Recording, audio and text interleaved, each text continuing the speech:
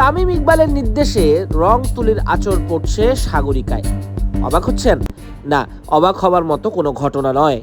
নাহিদ রানার হাতে পেরেক ঢুকে বাজে অবস্থা হয়েছিল, সেই ঘটনার আর পুনরাবৃত্তি চান না বোর্ড সভাপতি তামিম ইকবাল। তাই তো পোস্টার যুক্ত কোনো কিছু আর মাঠে থাকবে না, পেরেকের উপস্থিতি সরিয়ে ফেলা হয়েছে। এখন থেকে রং তুলির আঁচড়ে বিজ্ঞাপনগুলো দেয়া হবে। মূলত এগুলো সিজি কিংবা কম্পিউটার গ্রাফিক্সের মাধ্যমে প্রদর্শিত হবার কথা, আর সিজি পদ্ধতিতে গেলে বোর্ডেরও আয় হবার কথা বেশি। ইতোমধ্যেই অস্ট্রেলিয়া, ইংল্যান্ড, ভারত সহ অনেক জায়গায় কম্পিউটার গ্রাফিক্সের মাধ্যমেই এই ধরনের বিজ্ঞাপনগুলো প্রদর্শিত হয়।